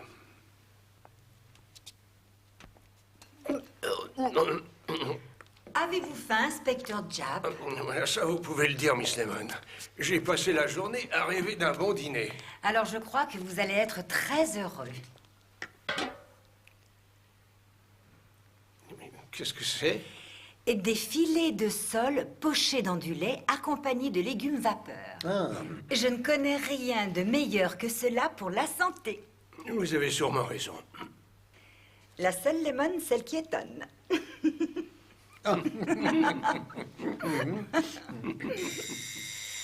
Décidément, nous ne pouvons jamais être tranquilles. Voulez-vous aller voir ce que c'est, Miss Lemon? Asseyez-vous, inspecteur Japp. Mais vous savez, c'est très gentil à vous de m'inviter ainsi, Poirot. Mais je me Mais disais... pas du tout, inspecteur Japp. Le plaisir est pour moi. Et j'insiste pour que vous restiez chez moi jusqu'à ce que Madame Japp soit de retour. Ah, bien. Monsieur Poirot, monsieur l'inspecteur. Ah, monsieur Nigel. Excusez-moi de venir si tard, mais je dois vous parler. Mais bien entendu. Miss Lemon, je vous en prie, asseyez-vous.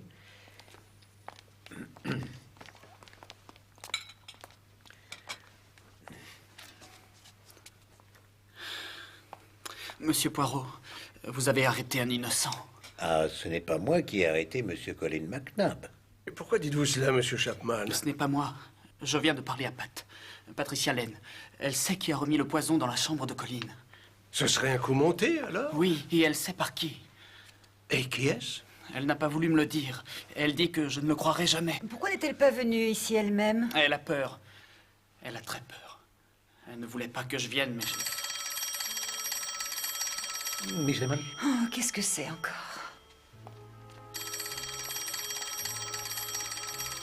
j'ai dit à Pat de venir vous raconter ce qu'elle savait pour aider Colin.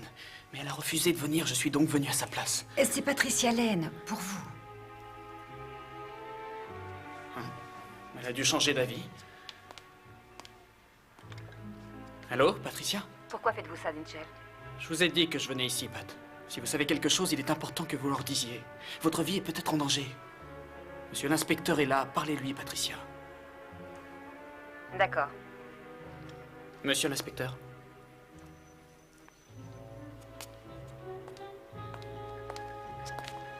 Alors, mademoiselle? Vous êtes l'inspecteur Japp? Oui, ici, Japp. Monsieur l'inspecteur, je sais qui a tué Celia. L'autre jour, je les ai vus avec le poison. Qui était-ce, mademoiselle Lane? Je passais devant la chambre de Colin et... C'est impossible, monsieur l'inspecteur, Dites-moi ce que vous avez vu, je vous prie. Mademoiselle Lane.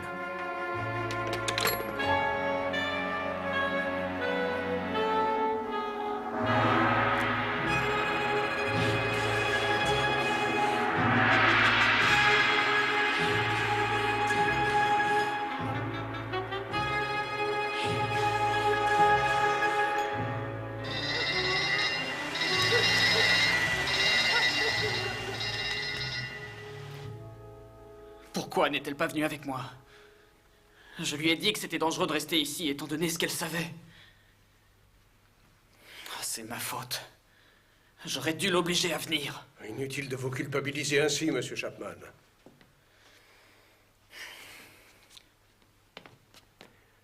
Elle n'a pas voulu lui raconter ce qu'elle savait, mais elle l'a peut-être dit à quelqu'un d'autre. Inspecteur. Ah. L'arme du crime. Ah oui. Et un presse-papier dans une chaussette. Simple, mais efficace. C'est certain.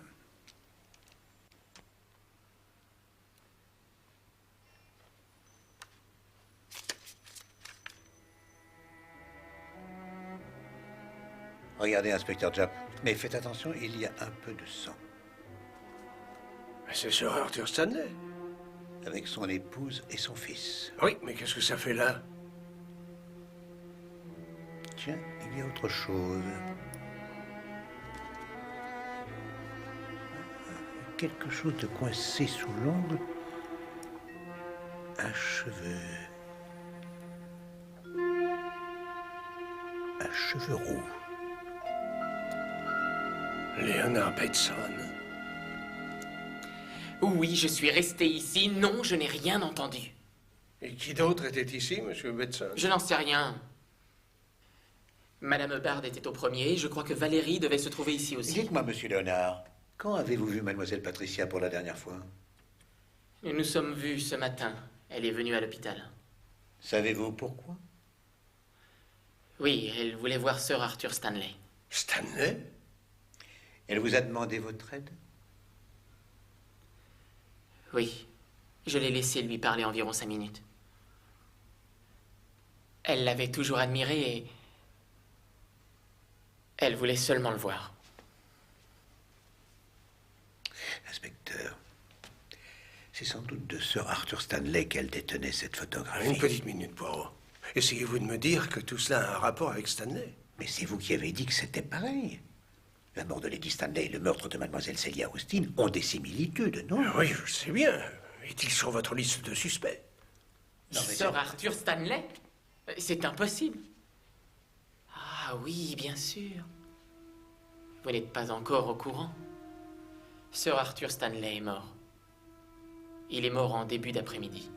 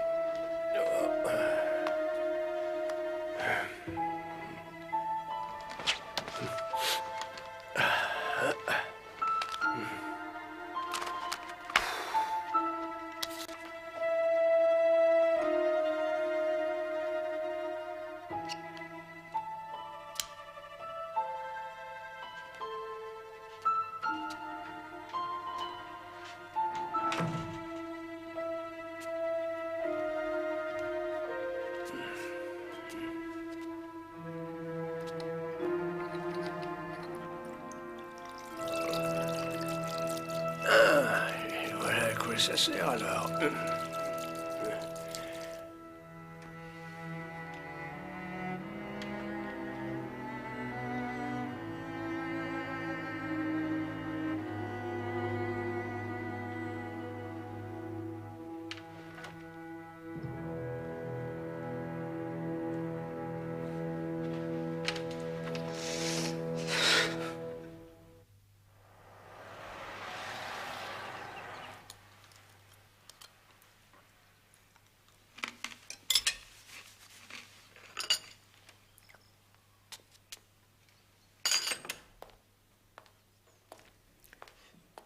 Ah, bonjour, inspecteur Japp.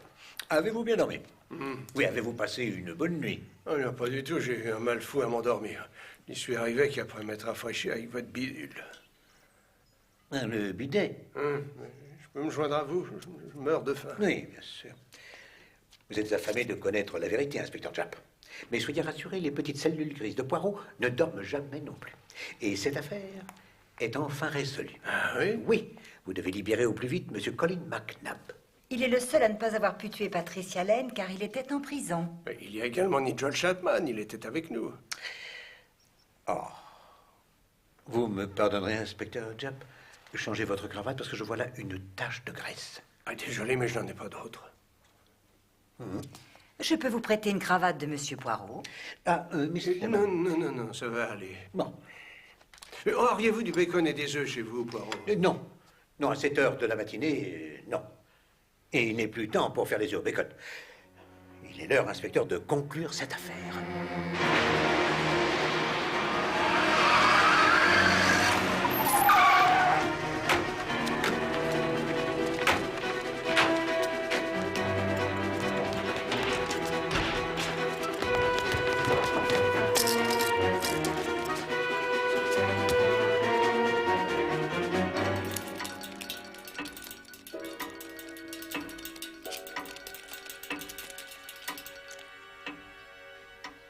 Il n'y a aucun mystère sur l'identité de la personne qui a subtilisé certains objets du 26 Hickory Road, ni sur le pourquoi.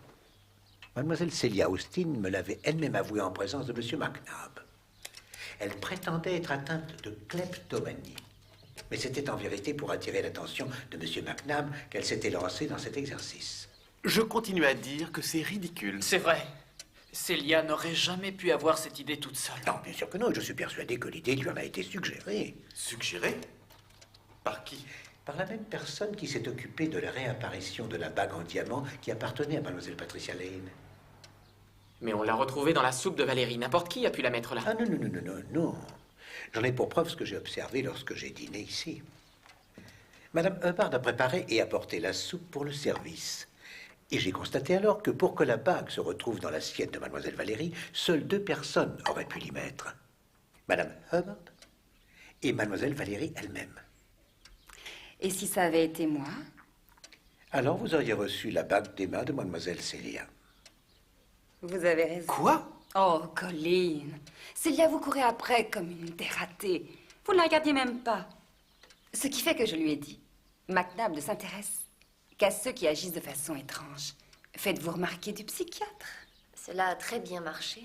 Oui, mais au départ l'idée était de dérober des objets de peu de valeur. Oui, mais il est allé dans la chambre de Pat voler sa bague.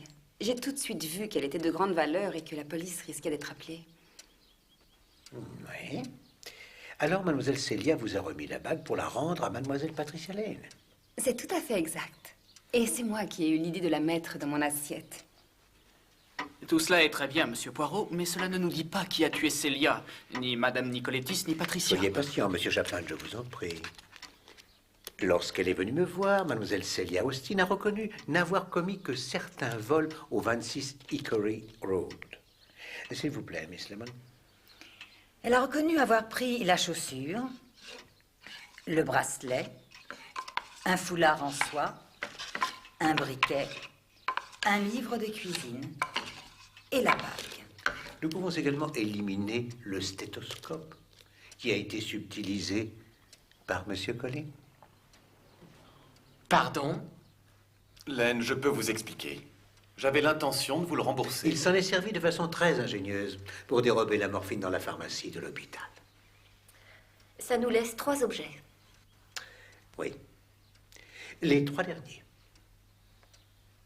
Maintenant, mesdames et messieurs, j'aimerais vous présenter Monsieur Casterman, qui pendant quelques mois a mené une longue enquête sur cette pension. Il a enquêté sur nous? Mais pourquoi? J'étais chargé de mener une enquête sur un important trafic, madame. Nous avions tout lieu de penser que madame Nicolettis faisait partie des trafiquants. Madame Nicolettis? Oh! Mais vous devez vous tromper de personne. Je ne crois pas, non.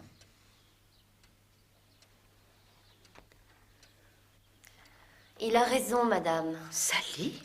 Je travaille pour Monsieur Casterman. Sally? Je suis désolée. Mademoiselle Sally a été vue quittant l'hôtel par l'escalier de secours. C'est de cette manière qu'elle rejoignait Monsieur Casterman pour faire son rapport. Et en quoi consistait ce trafic? Des diamants. Ces opérations demandaient l'utilisation d'un type de sac à dos très particulier, dans lesquels était installé un compartiment secret. L'existence de cette cachette n'était pas connue même du porteur du sac.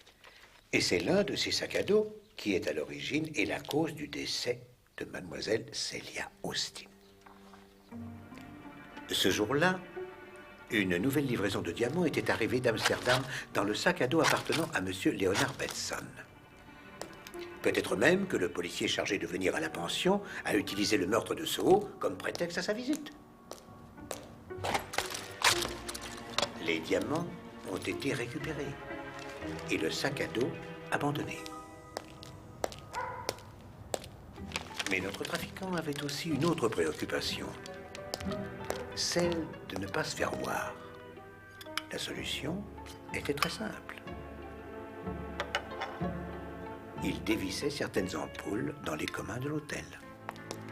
Ah, bonsoir, monsieur l'agent. C'est ainsi qu'il a pu ne pas se faire remarquer par le policier. Les jeunes gens vous attendent si vous voulez bien me suivre.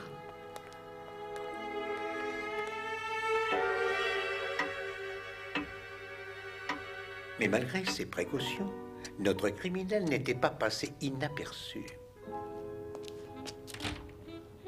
Mademoiselle Célia Austin avait une chambre qui donnait sur la chaufferie où avait été trouvé le sac à dos. De sa fenêtre, elle avait tout vu. Et je présume qu'elle a cru que la personne qu'elle avait vue était également responsable des autres vols. C'est exact. Le soir où elle est morte, elle nous a dit qu'elle savait qui c'était et qu'elle lui avait parlé. Et c'est pour cette raison, mesdames et messieurs, que Mademoiselle Célia Austin a été tuée, parce qu'elle devait être réduite au silence. La meilleure façon de s'assurer de ce silence, C'était pour le tueur de tirer avantage de la morphine que M. Colin McNabb avait détournée de la pharmacie de l'hôpital. Il a été simple pour le tueur de pénétrer dans sa chambre et remplacer une dose de somnifère par une dose mortelle de morphine. Seigneur, alors c'est ma faute. Je n'aurais jamais dû la voler. Mais vous l'avez jetée, nous l'avons tous vue. Non. C'est une bouteille pleine de bicarbonate de soude qui a été jetée. Car la morphine avait été précédemment dérobée à M. Colin McNabb par une personne pensant en avoir bientôt l'utilité. Oui, mais vous l'avez retrouvée dans sa chambre. Exact, mais après le décès de Mademoiselle Celia Austin. Car le poison a été remis dans sa chambre dans le seul but de l'incriminer. Je suis désolée, Monsieur Poirot, mais j'aimerais savoir une chose. Qui est le tueur? Nous avons affaire à deux crimes. Le trafic de diamants et le meurtre. Nous devons commencer par le trafic. Lorsque je me suis procuré le sac à dos dans la boutique dirigée par Madame Nicolettis, j'ai découvert qu'il y avait un compartiment secret dont on devait se servir pour cacher les diamants. Et qu'est-ce que c'est? Regardez la couture. Mais vous êtes passé au travers. Les coutures étaient très particulières. Et c'est cette chère Miss Lemon qui avait attiré mon attention là-dessus précédemment. Oui. Voilà un point très inhabituel. J'avais immédiatement remarqué que les coutures du sac à dos avaient été faites par les mêmes mains. Les vôtres, Mademoiselle Valérie. Votre poste dans la maison de mode vous permet souvent de voyager à l'étranger, n'est-ce pas? Vous avez également une connaissance des diamants que j'ai trouvée des plus révélatrices. Par exemple, vous avez su immédiatement la valeur de la bague appartenant à Mademoiselle Patricia Lane. Non, c'est faux. Vous vous trompez. Laissez-la donc tranquille. Je n'ai tué personne. Non, pas de vos propres mains, non. Et je ne crois pas que cela soit dans votre nature. Mais vous n'étiez pas seule, n'est-ce pas, mademoiselle? Elle avait un complice? Oh oui, inspecteur Japp. Madame Nicolettis était la tête pensante du trafic, comme l'a dit M. Casterman, mais elle avait plus d'une jeune personne impliquée dans son affaire. Et qui avait-il d'autre?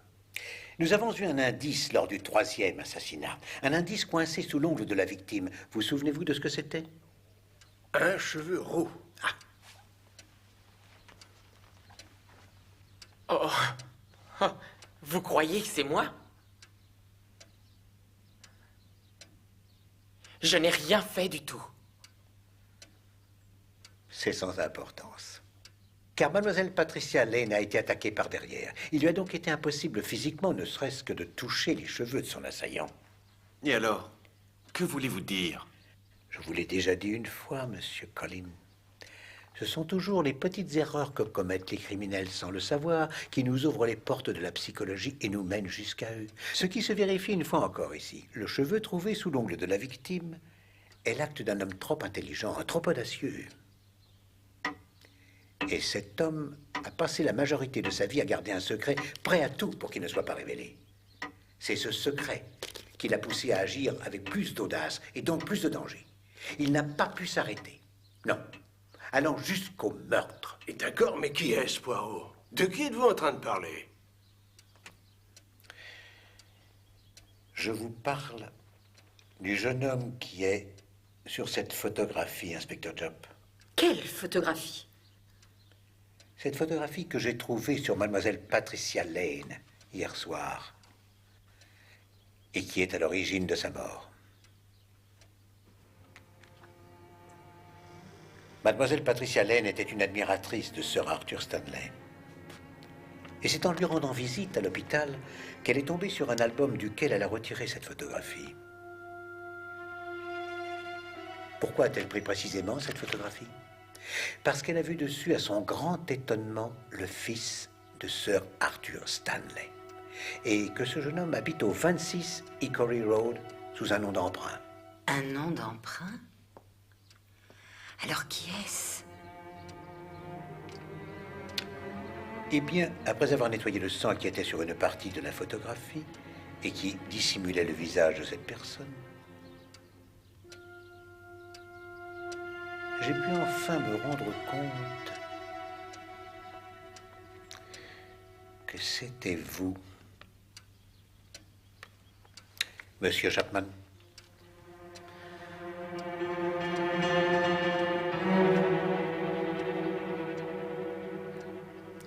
Niez-vous que votre véritable nom est Stanley? Enfin, Monsieur Poirot, ce n'est pas un crime de changer de nom, vous savez. Non, Monsieur Stanley, là n'est pas votre crime. Par ailleurs, il y a un petit détail que vous oubliez. J'étais chez vous quand Pat a été tué. Non. Lorsque vous étiez chez moi, mademoiselle Patricia Lane avait déjà été assassinée. Vous êtes venu chez moi me raconter une histoire inventée de toutes pièces. Vous avez prononcé le nom de Patricia à 3 reprises pour nous convaincre que vous conversiez bien avec elle. Allô, Patricia? Pourquoi faites-vous cela, Nigel? Je vous ai dit que je venais ici, Pat. Monsieur l'inspecteur est là. Parlez-lui, Patricia. D'accord. Monsieur l'inspecteur. Et vous ne parliez pas du tout avec elle. Parce que la pauvre jeune fille était déjà sans vie dans sa chambre. Oui, oui, ici Jap. Monsieur l'inspecteur, je sais qui a tué Célia. Mais il n'était pas très difficile de contrefaire sa voix. L'autre jour, je les ai vus. Avec le poison. Mais alors, qui était à l'autre bout du fil? Je passais devant la chambre de Colline. C'est impossible, inspecteur,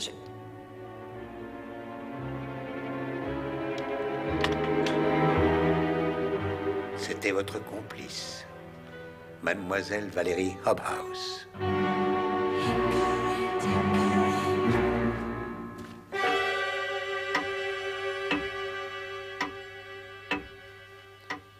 Je ne suis pas complice de tout. Pas du meurtre. Le meurtrier, c'est lui. La ferme, tu es folle. Je suis désolée, Nigel, mais je n'en peux plus. Il n'a aucune preuve. Tu ne vois pas qu'il n'a rien contre nous? Non.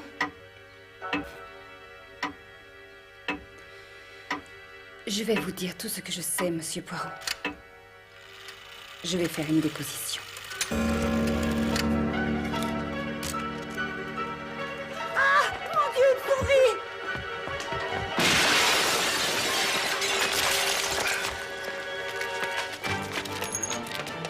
Attrapez-le!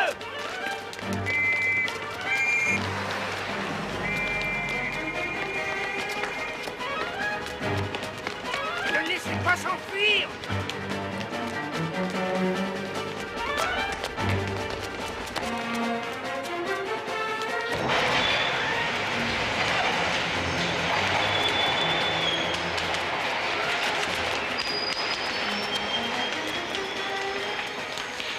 Il est coincé, allez-y. Il ne doit pas nous échapper.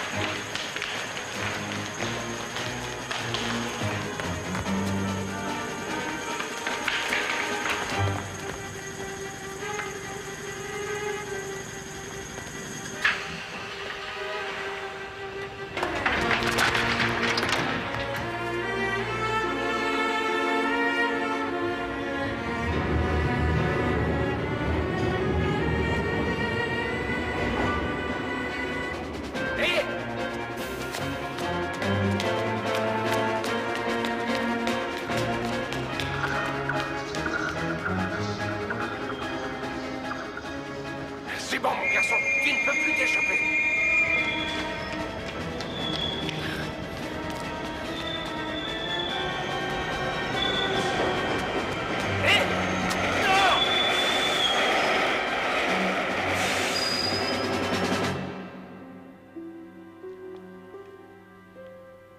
Nous sommes rassemblés en cette triste occasion pour rendre un dernier hommage à un homme dont la vie a été tragiquement écourtée. Mais cet homme restera dans le cœur de ceux qui ont cru en lui. Pour tous ceux à la recherche de la justice, Sir Arthur Stanley sera toujours avec eux. Veuillez vous lever, je vous prie.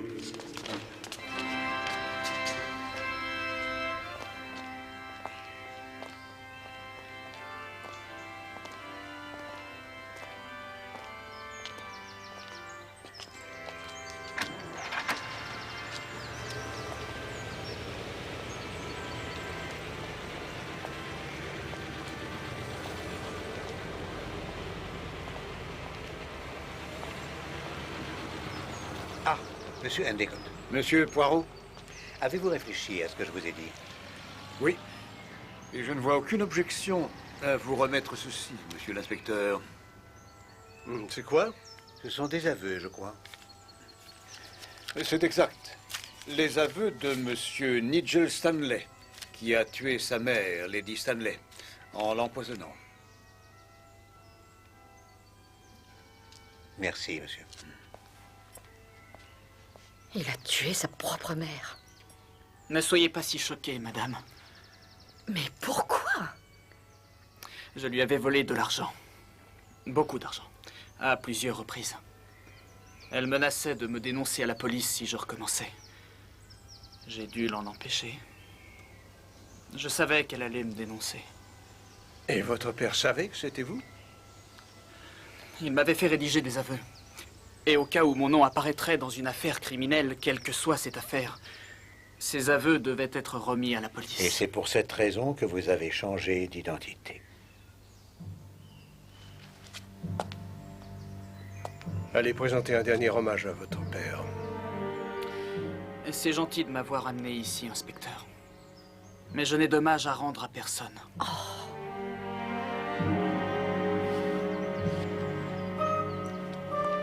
C'est vraiment très gentil à vous de m'inviter ici, inspecteur Japp. Et après être resté presque une semaine chez vous, c'est le moins que je puisse faire que de vous offrir un bon déjeuner. Pour vous changer oui, enfin, pour goûter un plat bien de chez nous. Et cette bonne Madame Japp rentre aujourd'hui, alors? Oui, vers 15 heures. Ah, ouais. Voilà. Voilà ce que moi, j'appelle de la nourriture. Ça, c'est de la purée de pommes de terre, et ça, des petits pois. Mais nous, on appelle ça des pois cassés. Vous allez adorer. Et ceci, c'est le plat de résistance. Des boulettes. Des boulettes? Oui, c'est ça. Et il y a une gelée pour finir. Une gelée? Oui, oui, c'est un dessert typique de... Tout cela est tragique, inspecteur Japp. Non, non, c'est très bon. Je ne peux rien toucher de cette merveilleuse nourriture. Quoi? Et pourquoi? Parce que je suis atteint d'une allergie aux boulettes. Une allergie? Oui. Je ne sais pas comment vous dites ici, mais en Belgique, c'est connu sous le nom de... la phobie des boulettes. Je n'ai jamais entendu ça. Je suis désolé, j'aurais dû vous prévenir, bien sûr. Je reconnais que c'est quand même contrariant. Oui, c'est... Enfin, vous goûterez à ma gelée. Vous n'avez pas la phobie de la gelée, au moins? Non.